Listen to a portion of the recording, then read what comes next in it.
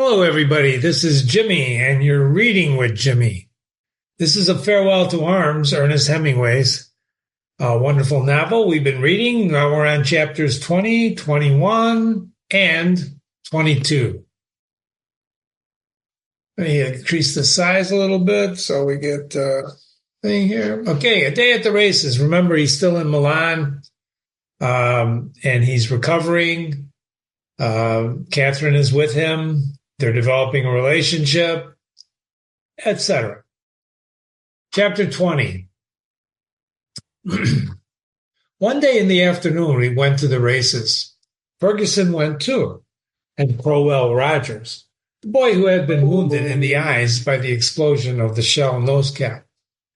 The girls dressed to go to lunch after, while Crowell and I sat on the bed in his room and read the past performances of the horses and the predictions in the racing paper. Crowell's head was bandaged, and he didn't care much about these races, but read the racing paper constantly, and he kept track of all the horses for something to do. He said the horses were a terrible lot, but they were all the horses we had. Old Myers liked them, and he gave him tips. Myers won on nearly every race, but he disliked to give tips because it brought down the prices. The racing was very crooked. Men who had been ruled off the turf everywhere else were racing in Italy.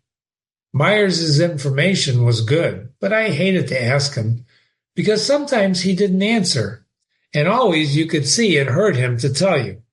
But he felt obligated to tell us for some reason, and he hated less to tell Crowell. Crowell's eyes had been hurt. One was very badly, and Myers had trouble with his eyes, so he liked Crowell. Myers never told his wife what horses he was playing, and she won or lost, but mostly lost, and talked most of the time. We four drove out to San Siro in an open carriage, and it was a lovely day, and we drove out through the park and out along the tramway of the town where the road was dusty. There were villas. Remember what dusty means, right? There were villas with iron fences and big overgrown gardens and ditches with water flowing and green vegetable gardens with dust on the leaves. We could look across the plain and see farmhouses and the rich green farms with their irrigation ditches in the mountains to the north. There were many carriages going into the racetrack, and the men at the gate let us in without cars because we were in uniform. We left the carriage, bought programs, and walked across the infield and then across the smooth, thick turf of the course to the paddock. The grandstands were old, and they were made of wood, and the betting booths were under the stands and in a row out near the stables. There was a crowd of soldiers along the fence in the infield. The paddock was fairly well filled with people, and they were walking the horses, around in a ring under the trees behind the grandstand. We saw people we knew and got chairs for Ferguson and Catherine, and we watched the horses. They went around, one after the other, their heads down, the grooms leading them. One horse, a purplish black, Crowell swore that was a dyed by the color. He watched them, and it seemed possible. He had only come out just before the bell rang to saddle, and we looked him up in the program and from the number on the groom's arm, and it was listed as a black gelding named Chapelak. The race was for horses that had never won a race worth 1,000 lira or more. Catherine was sure that his color had been changed. Ferguson said that she couldn't tell. I thought he looked suspicious. We all agreed that we ought to back him, and we pulled 100 lira. The odd sheet showed that he would pay 35 to 1. Crowell went over, bought the tickets, and while we watched the jockeys ride around once more, and then got out under the trees to the track and galloped slowly up to the turn where the start was to be. We went up into the grandstand to watch the race. They had no elastic barrier at San Siro then, and the starter lined up all of the horses. They took a very small way up the track and then sent them off with a crack of his whip. long whip. They came past us with the black horse well in front, and on the turn he was running away from the others, and I watched them on the far side with the glasses and saw the jockey fighting to hold him in, but he couldn't hold him. And when they came around the turn and into the stretch, the black horse was 15 lengths ahead of the others, and he went way on up and around the turn after the finish. "Isn't it wonderful?" Catherine said. "We have over 3,000 lira. He must be a splendid horse." "I hope his color doesn't run," Crowell said, "before they pay off." "He was really a lovely horse," Catherine said. "I wonder if Mr. Myers backed him." "Do you have the winner?" I called to Myers. He nodded. "I didn't," Mrs. Myers said. "Who did you children bet on?" "Japalak." "Really? He's 35-1. We liked his color." "Well, I didn't. I thought he looked seedy." "They told me not to back him." "He won't pay much," Myers said. "Well, he's marked at 35-1 in the quotes," I said. "They won't pay much. At the last minute," Myers said, "they put a lot of money on him." "Who?" "Kempton and the boys. You see, he won't pay more than 2-1. "Well, then we won't get 3,000 lira, Catherine said. "I don't like this crooked racing." "We'll get 200 lira. "That's nothing. That doesn't sound to us any good. I thought we were going to get 3,000. "It's crooked and disgusting," Ferguson said. "Of course," said Catherine. "If it hadn't been crooked, we would never have backed him at all. But I would have liked the 3,000 lira. "Let's go down and get a drink and see what they pay," Crowell said. We went out to where the posted numbers were, and the bell rang to pay off, and they paid 1850 after Japalak to win. That meant that they paid less than even money on a 10 lira bet. We went to the bar under the grandstand and had a whiskey and a soda apiece. We ran into a couple of the Italians that we knew, and McAdams, the vice consul, and they came up with us and we joined the girls.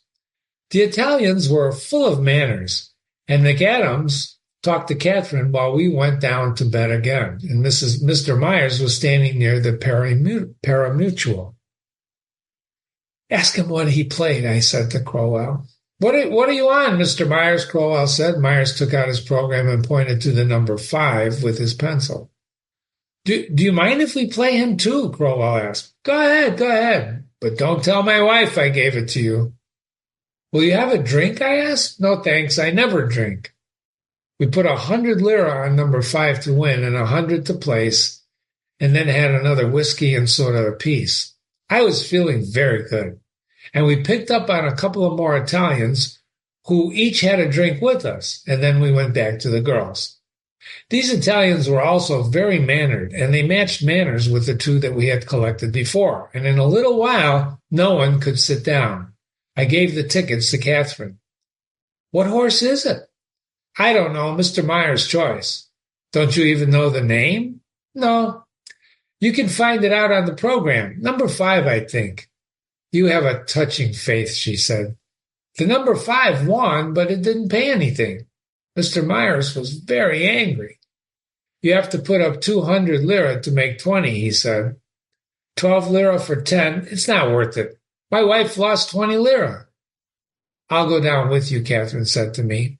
The Italians all stood up. We went downstairs and out to the paddock. "Do you like this?" Catherine asked. "Yes, I guess I do." "Well, it's all right, I suppose," she said. "But, darling, I can't stand to see so many people." "We don't see many," I said. "No, but those Myers and the man from the bank with his wife and daughters." "He cashes my side drafts," I said. "Yes, but someone else would if he didn't. Those last 4 boys were awful." "We can stay out here and watch the race from the fence." "That would be lovely," she said. "And, darling, let's back a horse that we've never heard of and that Mr. Myers won't be backing." "All right," I said. We backed a horse named Light for Me that finished 4th in a field of 5. We leaned on the fence and watched the horses go by, their hoofs thudding as they went past, and saw the mountains off in the distance and Milan beyond the trees and the fields. I feel so much cleaner, Catherine said. The horses were coming back through the gate, wet and sweating, and the jockeys quieting them and riding to dismount under the trees. Wouldn't you like a drink? We could have one out here and see the horses. I'll get them, I said. The boy will bring them, Catherine said. She put up her hand, and the boy came out of the pagoda bar beside the stables. We sat down at a round iron table. Don't you like it better when we're alone? Yes, I said. I felt very lonely when they were all there. It's grand here, I said. Yes, it's really pretty coarse. It's nice. Don't let me spoil your fun, darling. I'll go back whenever you want. No, I said.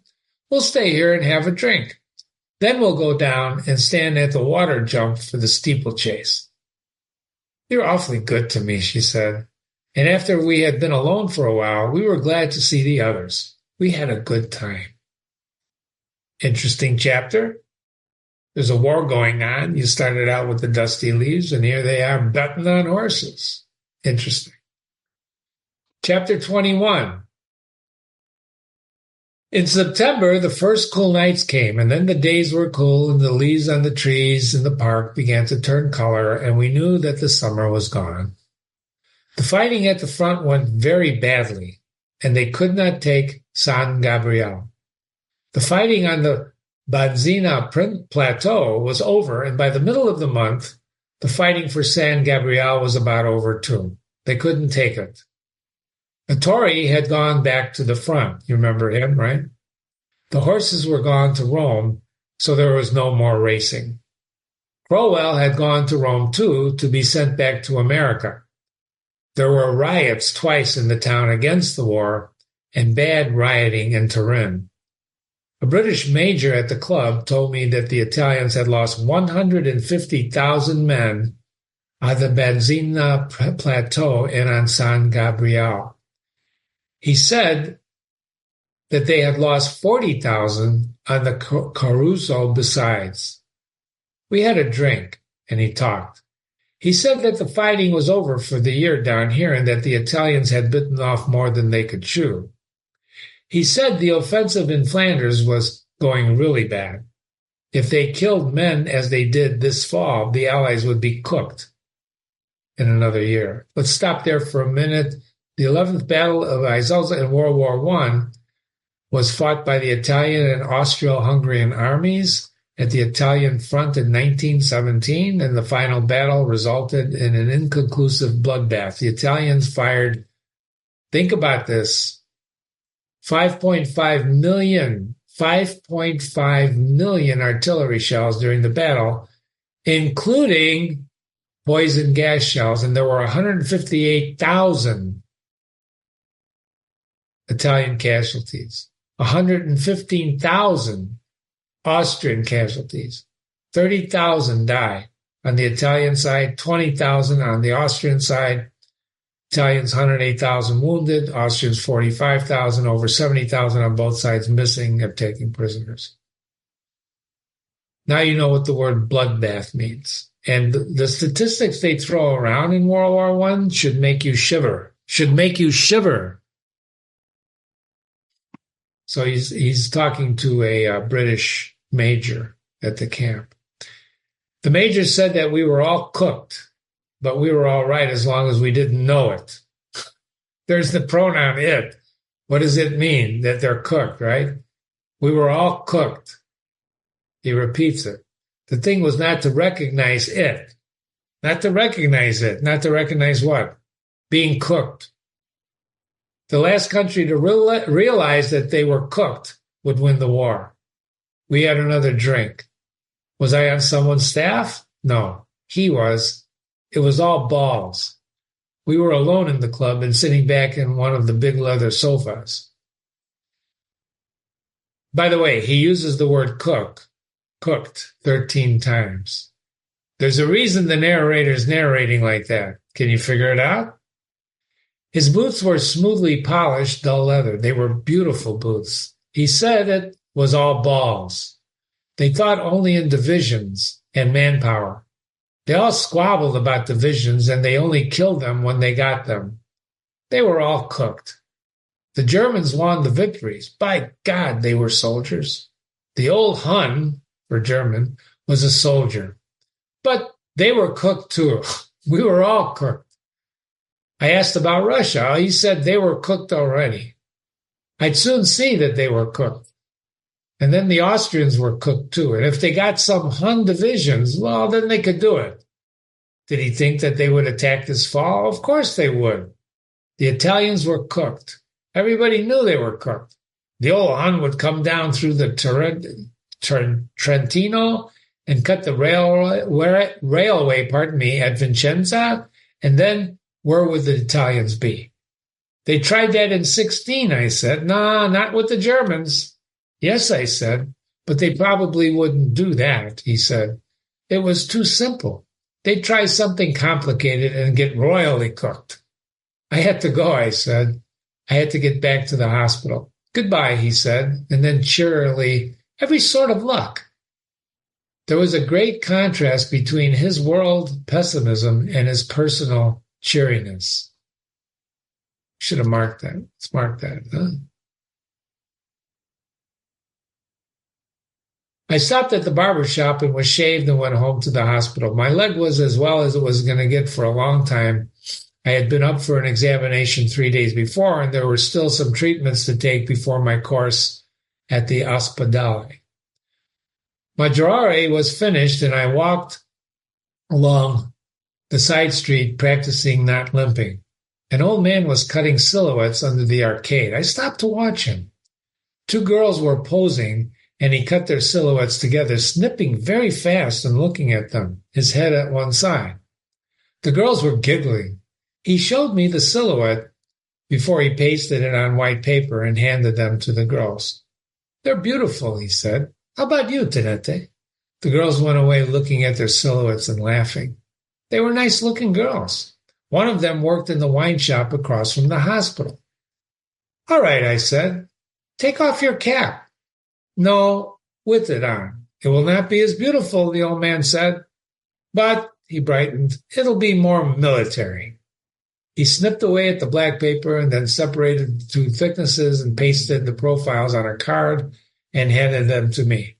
How much? That's all right, he waved his hand. I just made them for you. No, please. I brought out some coppers for pleasure. No, I did them for pleasure. Give them to your girl. Many thanks, I said, until we meet, until I see thee. Notice the word thee, right? Why is it thee? Until I see you, thee. Formal. Remember, he's translating probably from Italian for our sake. I went to the hospital and there were some letters, an official one and some others. I was to have 3 weeks convalescent leave and then return to the front. I read it over carefully. Well, that was that. The convalescent leave started October 4th when my course was finished. 3 weeks was 21 days. That made October 25th. I told them I would not be in and went to the restaurant a little way up the street from the hospital for supper, and I read my letters and the Corriere della Sera at the table. There was a letter from my grandfather containing family news, patriotic encouragement, a draft for $200, and a few clippings.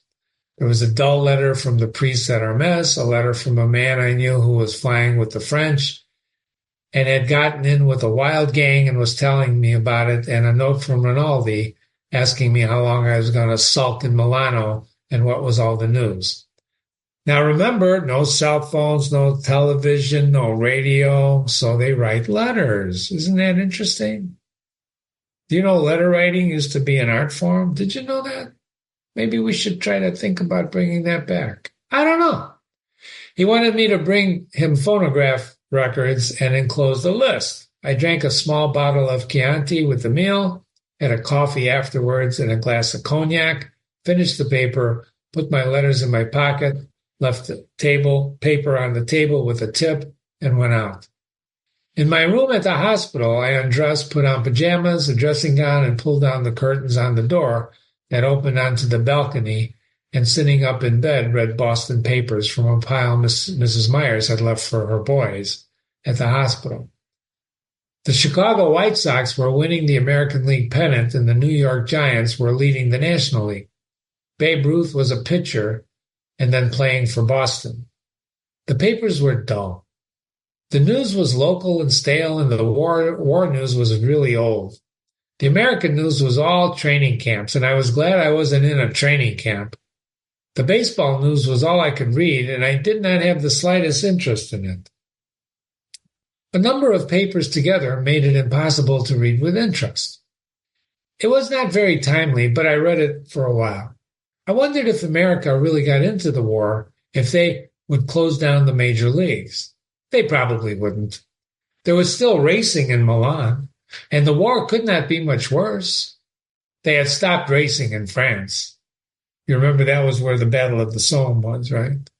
That was where our horse Japalac came from. Catherine was not due on duty until 9 o'clock, and I heard her passing along the floor when she first came on duty, and once saw her pass in the hall, and she went to several other rooms and finally came into mine. "I'm late, darling," she said. There was a lot to do. "How are you?" I told her about my papers and the leave. "Well, that's lovely," she said. "Where do you want to go?" "Nowhere. I want to stay here."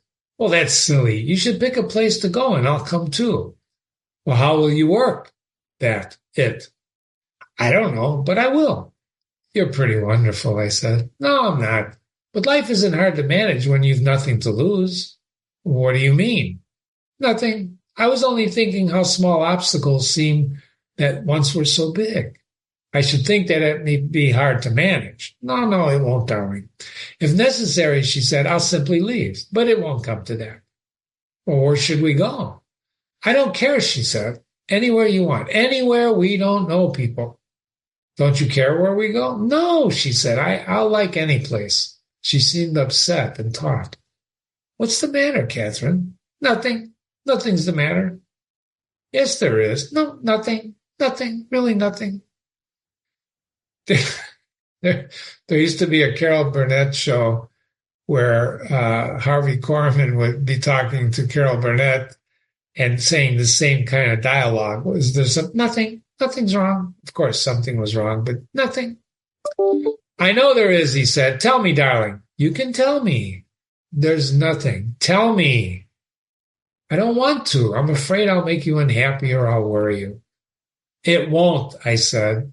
"Are you sure?" "It doesn't worry me, but I'm afraid it will worry you." "It won't if it doesn't worry you," I said. "I don't want to tell." "Tell it." "Do I have to?" she said. "Yes. I'm going to have a baby, darling. It's almost 3 months along. You're not worried, are you? Please don't worry. You mustn't worry." "All right." "Is it all right?" "Of course." I did everything. I took everything, but it didn't make any difference. "I'm not worried," I said. "I couldn't help it, darling. And I haven't worried about it, and you mustn't worry or feel badly. I only worry about you," I said. "Well, that's it. That's what you mustn't do. People have babies all the time. Everybody has babies. It's natural." "You're pretty wonderful," I said. "No, I'm not. But you mustn't mind, darling. I try and not make trouble for you. I'll try. I know that I've made trouble now, but I haven't been a good girl. And haven't I been a good girl until now? You never knew it that I was pregnant, did you?" "No. And it's going to be like that. You simply mustn't worry." "I can see you're worrying. Stop it. Stop it right away. Wouldn't you like a drink, darling? I know a drink always makes you feel cheerful." "No, I feel cheerful. And you're pretty wonderful." "No, I'm not. But I'll fix everything to be together if you pick out a place for us to go. It ought to be lovely in October. We'll have a lovely time, darling, and I'll write to you every day while you're at the front." "Well, where will you be?" I don't know yet," she said, "but somewhere splendid. I'll look after all that." We were quiet for a while and did not talk. Catherine was sitting on the bed, and I was looking at her, but we did not touch each other. See the little arrow? Why is that little arrow there? Jimmy put it there. Why did Jimmy put it there? For you to think about this sentence. We were apart as when one comes into a room and people are self-conscious. She put out her hand and took mine. You aren't angry, are you, darling? No, I said. And you don't feel trapped? Maybe a little, but not by you. I didn't mean by me. You mustn't be stupid. I meant trapped at all. You always feel trapped biologically, I said. She went away a long way without stirring or removing her hand. What does that mean? She gets lost in her thoughts, right? Always isn't a pretty word. I'm sorry. It's all right, but you see, I've never had a baby, and I've never even loved anyone, and I've tried to be the way you wanted, and then you talk about always, because he's the one who used the word you always feel trapped biologically. I could cut off my tongue, I offered. What does that mean? What does that mean? I could cut off my tongue. Oh, darling, he's making a joke. She came back from wherever she had been. You mustn't mind me. We were both together again, and the self-consciousness was gone. We really are the same one, and we mustn't misunderstand on purpose. We won't, I said. But people do, she said. They love each other, and they misunderstand on purpose, and they fight, and then suddenly they aren't the same one. I want you to think about this because you remember very early, there is no me, there's only you, right? There is no me, there's only you. That was Catherine saying that earlier. Very important. We won't fight, I said. We mustn't, because there's only us two, and in the world, there's all the rest of them. If anything comes between us, we're gone, and then they'll have us. They won't get us, I said, because you're too brave. Nothing ever happens to the brave. Well, they die, of course, she said, but only once. I don't know. Who said that? The coward dies 1,000 deaths, the brave but one.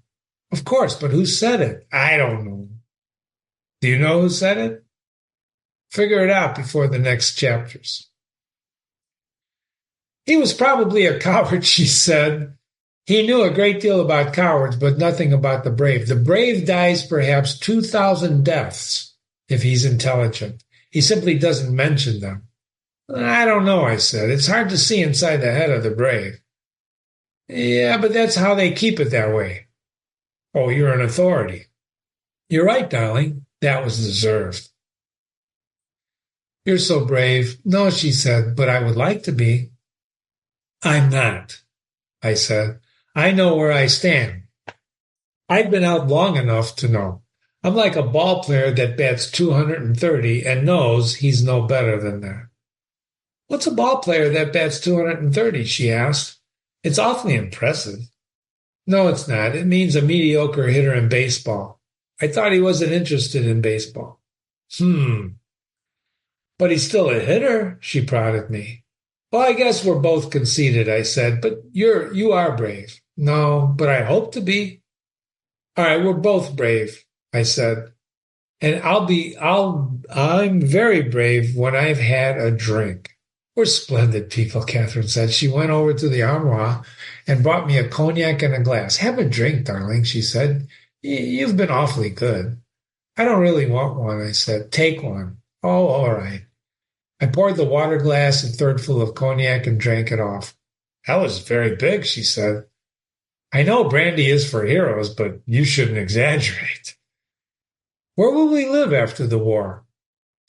In an old people's home, probably, she said. For 3 years, I looked forward very childishly to the war ending at Christmas. But now I look forward to when our son will be a lieutenant commander, which means she probably thinks the war will never end, right? Well, maybe, 1 second, please.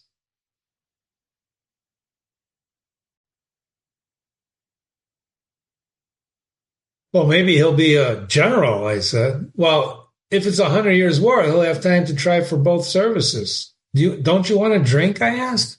No, it always makes you happy, darling, and it only makes me dizzy. Didn't you ever drink brandy? No, darling, I'm a very old-fashioned wife. I reached down to the floor for the bottle and poured another drink. I'd better go and have a look at your compatriots, Catherine said. Perhaps you'll read the papers until I come back. Do you have to go? Well, an hour later, she said, all right, now, I'll come back later. I'll have finished the papers, I said. This is very interesting, isn't it? It's getting interesting. Now we find out Catherine's with child. And the narrator's reaction to this is very important, isn't it? Okay. 22, chapter. It turned cold that night, and the next day it was raining. Ladies and gentlemen, do not forget the rain. Please don't forget the rain. The rain means things. You should have figured that out by now, right? Coming home from the hospital Maggiore, it rained very hard, and I was wet when I came in. Up in my room, the rain was coming down heavily outside on the balcony, and the wind blew it against the glass doors. I changed my clothing and drank some brandy, but the brandy didn't taste good. I felt sick in the night, and in the morning after breakfast, I was nauseated. There's no doubt about it, the house surgeon said. Look at the whites of his eyes, miss. Miss Gage looked. They had me look in a glass. The whites of my eyes were yellow, and it was jaundice. Look up jaundice, okay? Jaundice is liver problems. I wonder what that's from. I was sick for 2 weeks with jaundice, and for that reason, we did not spend a convalescent leave together. We had planned to go to the... This is very important. I'm going to stop for a second. So he's got jaundice now from what? From drinking. He drinks a lot, this guy. A lot. If you haven't figured that out yet. We had planned to go to Palazzo at Lago Maggiore, but it's nice there in the fall when the leaves turn. There are walks you can take, and you can troll for trout in the lake, and it would have been better than Stresa because there are fewer people at the Palazzo. Stresa is so easy to get to from Milan that there are always people you know. There's a nice village at the Palazzo, and you can row out to the islands of where the fishermen live.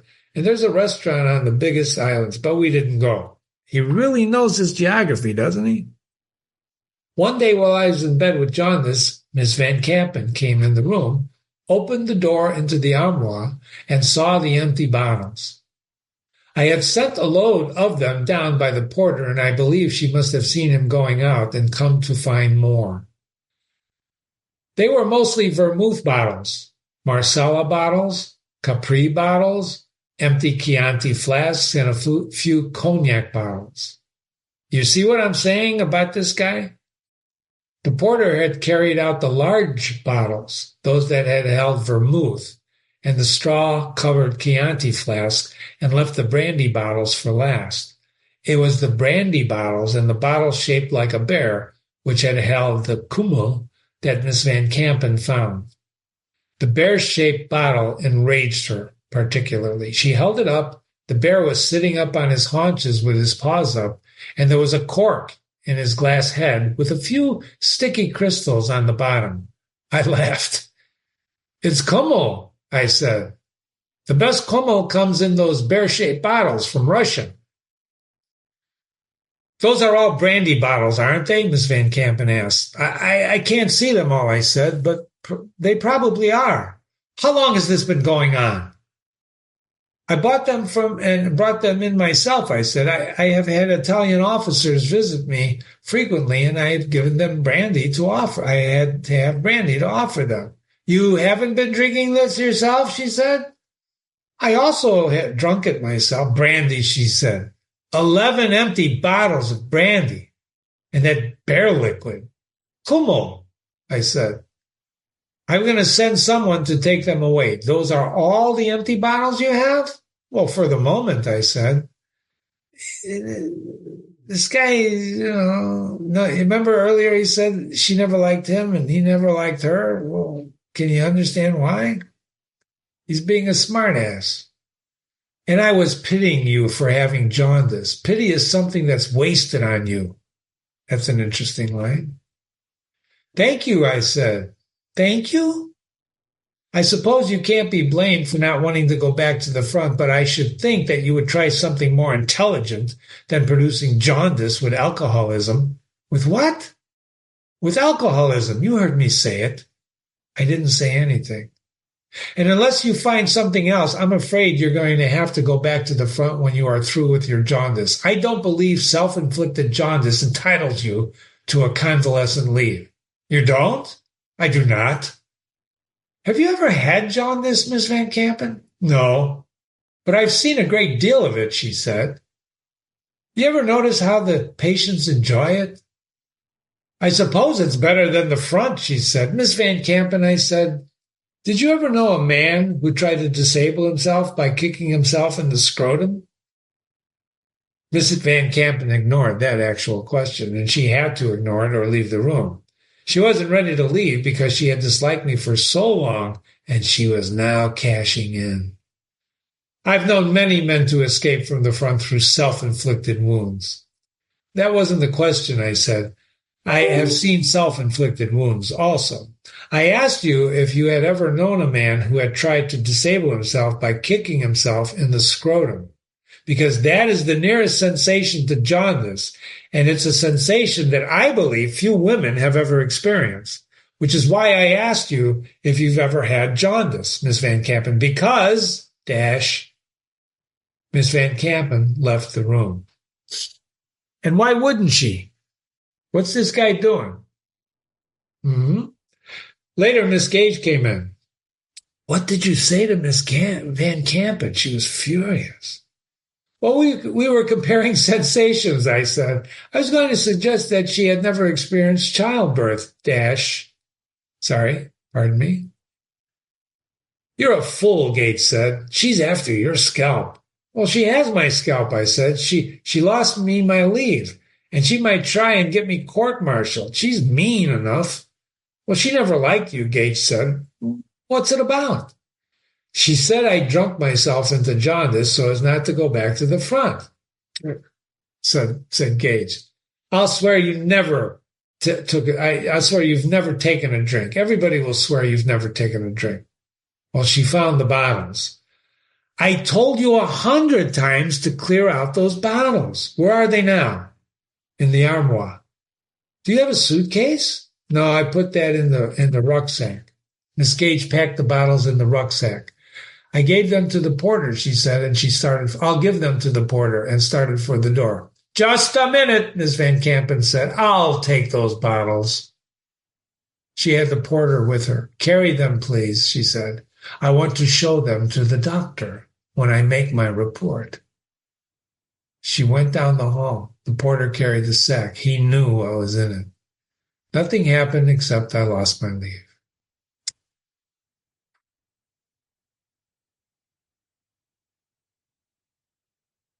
Isn't this good writing?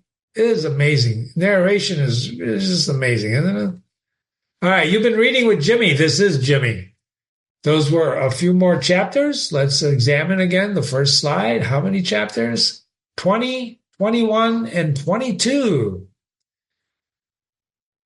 So he's lost his convalescent leave. He's got jaundice. He's being cured of jaundice. Once he's cured of jaundice, boom, he's going back to the front. And I think we know what's going to happen. It's not going to be good, right? Thank you for visiting. Learn more by watching the next few chapters in Farewell to Arms by Ernest Hemingway. Remember, any questions, Jimmy@readingwithjimmy.com, Jimmy@readingwithjimmy.com, email me. And remember also that we're studying the relationship between Lieutenant Henry and Catherine. War, love, relationships. Thanks. See you soon.